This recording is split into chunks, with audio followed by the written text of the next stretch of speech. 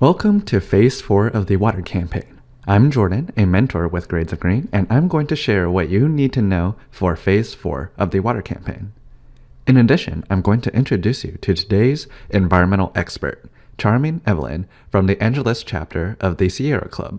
Now that you've researched your local water issue, tracked your water usage, and created a video sharing your water solution, it's time for the civic engagement phase of the Water Campaign. During this phase, you will share your water solution with your school, community, or local leaders by choosing one of two options. You can either present your solution at a school, at a community event, or at a public meeting. Or you can share your campaign video through publicity and tag at Grades of Green on your video social media post. In addition to presenting, you must have your campaign team's adult lead complete the final results survey by December 1st to be eligible for the Water Campaign prizes and awards. Lastly, you can send any team questions that you have for today's environmental expert by emailing your mentor. In addition, you can also complete the Water Campaign results worksheet first to brainstorm your final results survey answers as a team. I'm now happy to introduce today's environmental expert, charming Evelyn from the Angeles chapter of the Sierra Club. Welcome, everyone. We're so excited to be in the civic engagement phase of the water campaign. And we're really lucky here with us today. We have charming Evelyn, who's the chair of the water committee of the Angeles chapter of the Sierra Club. And she's also the vice chair of environmental justice at the Sierra Club. So she's really an expert in water policy and addressing water issues. And we're really, really lucky to be able to talk to her today and learn from her experience. So thank you so much for joining, Charming. Thank you, everyone, and good morning to everyone. Thanks. So first off, we'd just love to hear if you wouldn't mind telling us how you got involved in water issues and working with the Sierra Club. How did you start up your passion for water? Well, we have to go back just a little bit more and talk about how I actually got involved with Sierra Club. So I attended the University of Guyana, which is in South America. It's the only English-speaking country in South America. And after I left university, I received a Sierra News magazine, which is the magazine they send out to their members. And they were just talking about conservation in general, and it struck a chord in me.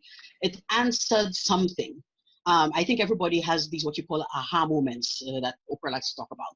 And for me, that was an aha moment in terms of I live on an island, and that's what you do on an island. You conserve because everything is finite. You always have to go out to get something. And so that was my first brush of Sierra Club. And I always said to myself, one day I would like to volunteer with Sierra Club. Wherever my path takes me, I would like to do that. And, fast forward many years later, I started living in Los Angeles. And one of the first things I decided to do was let me call Sierra Club to see if I could volunteer. So I had always been a member, but what I call a passive member, where you just pay dues, you sign letters, maybe you make calls. But I wanted to take a more active role. And my active role was to volunteer at the office. I answered the phones, answered emails, etc. And being at the office gave me another aha moment because it gave you the inside workings. Sierra Club is a very unusual organization in terms of that everything is done by volunteers. At that time, staff members were predicting that there would be another drought, that there would be a drought. And this was right before the long drought. And they came up with the idea, why don't we start a water committee and let the focus be on water conservation? And they came up to me and they asked me if I'd like to join. And I remember saying, well, I don't know anything about water. How could I be of benefit? And they said, you may not know about water, but you're a very good organizer. You're a very good manager. You get things done. And so that was the selling point for me. I was like, okay. And I was lucky to meet many people who took the time to mentor and educate me along the way. And that started my trajectory on water and becoming involved with the water committee. And then a few months later, they asked me to be the chair of the water committee. And I was nominated to be the chair, and here I am still. And I participate on state issues as well, because of course California is very large. Mm-hmm. And we have many different chapters representing all of California. So all of these chapters actually have a voice in the state issues, because some issues may affect us as a state and some issues may affect us just locally. And so having a voice on state issues, state water issues, is extremely important. So that's my involvement. That's great. I love that about how important it is to find mentors along the way, and to find people who believe in you and will support you as you're learning and educating yourself. And from there, you know, you can really work your way up pretty quickly. It's amazing. I love it. So when you're working on these issues, and some of them are, you know, they're statewide issues or they involve multiple stakeholders, what are some of the strategies that you use to help build support around your issue? So it really depends on the issue that we're working on and who our opponents are. And obviously our opponents outspend us. They have the money, we don't. What we have is we have bodies, and we try to get the ear of a senator, an assemblyman, city council, call them, ask for meetings. And typically, you know, once a year, I like to go meet with the mayor's office and just ask, what is on the mayor's agenda this year? What is the mayor looking at in terms of water?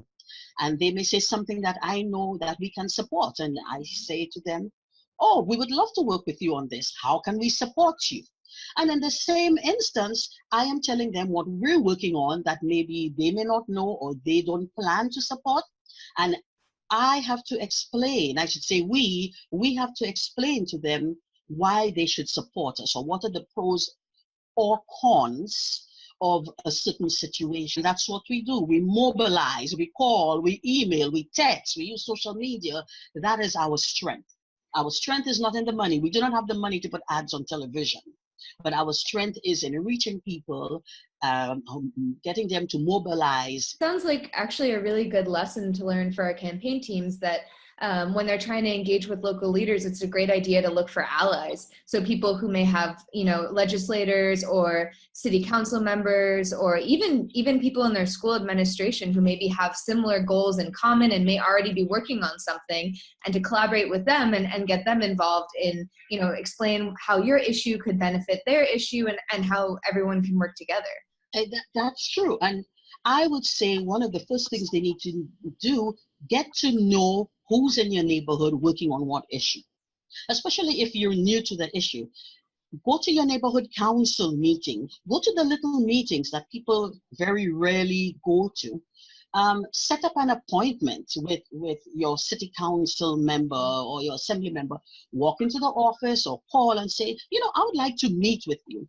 And so they know who you are, because if they know who you are, then you are more effective. Yeah. You are much more effective because they remember a name, they remember a face, and they're like, oh, you know, this person did come to speak to me. Oh, I know who that is. So always get to know who the leaders are in your community and make it a point to know them, to meet them personally. That goes a very long way. And one of the things I should say, I always say, even if you disagree, I always say, agree to disagree genially. And always say thank you. Even if you may disagree with an opinion, but if they took the time to see you, always say thank you. And if you have the time, send a nicely written email or note saying thank you. That goes a long way. I love that. I love that. Do you have any other thoughts or advice on, because we actually do have some campaign teams who will be presenting at a city council meeting and who have arranged to present at a public meeting. Do you have any advice on, you know, how to make those presentations effective and how to really get people's attention? I would say they need to speak clearly and be animated. Don't just stand there like a drone, because people are going to tune you out. You have to be animated, be excited about what you're talking about, and know your topic. If you know your topic, then you can be excited about it. So when you go speak, do the research, do the extra research that it will take um, for you to present to that body, because you never know. They might stop and ask you questions, and you need to be able to answer those questions. And that is what you want. You want people to remember what you said. They may not necessarily remember your face or your name, but you really want them to remember the message. That's great. I think that's great advice for our teams. I'm so excited to see how their presentations go and the policy changes that they make at a local level and even at a statewide level as well. We've had students in the past who have passed statewide bans as well. So we're really excited for them to get started. And Charming, thank you so much for sharing your story and sharing your passion and all of your wonderful advice. Thank you so much. Thank you. I'm happy to do it. My pleasure.